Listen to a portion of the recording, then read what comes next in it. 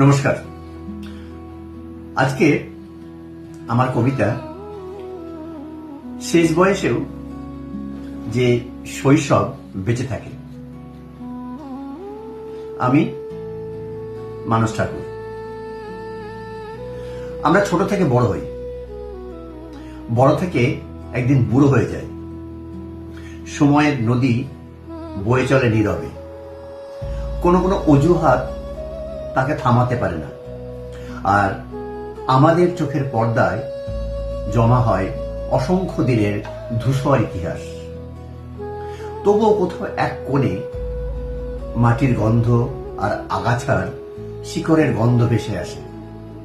কখনো আবার অল্প বৃষ্টিতে স্নান করা শুকনো রাস্তা এক সোদা গন্ধ মনে করিয়ে দেয় প্রকৃতিকে, ফেলে আসা শৈশবকে। যে বিকেলে বৃষ্টি ভেজা মাঠে খালি পায়ে দৌড়েছিলাম, যে দুপুরে মায়ের বকুনি খেয়ে চুপচাপ জানলায় বসেছিলাম, যে সন্ধ্যায় আবছা আলোতে গুঁড়ো দুধ চুরি করে খেয়ে পালিয়ে গেলেও মা কিভাবে ধরল উত্তর না পাওয়ার দুঃখ, যে রাত বিদ্যুৎ চলে গেলে আকাশের তারা রামধনু দেখা আর আজব বুকের ভেতর জীবন্ত ছবি এঁকে রেখেছে।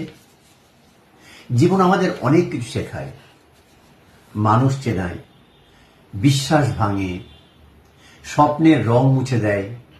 তবু শৈশবের ছোট ছোট স্মৃতিগুলো মরে যায় না কোনোদিন। ভালো স্মৃতি হলে এক ফোঁটা হাসি, কষ্টের স্মৃতি হলে চোখের কোণায় নীরব জল।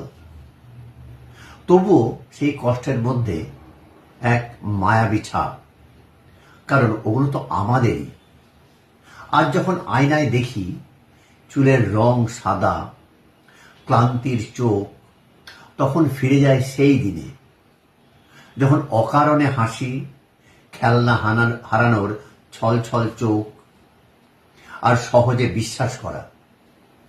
বয়স বাড়ে, দায়িত্ব বাড়ে, মানুষ বদলে যায়, শুধু বদলায় না ফেলে আসা আমাদের শৈশব। কারণ আমরা বুড়ো হই শরীরে, মনের ভেতর আমাদের শৈশব লুকিয়ে থাকে। জীবনের শেষ প্রান্তেও সে আমাদেরই ছবি আঁকে। নমস্কার।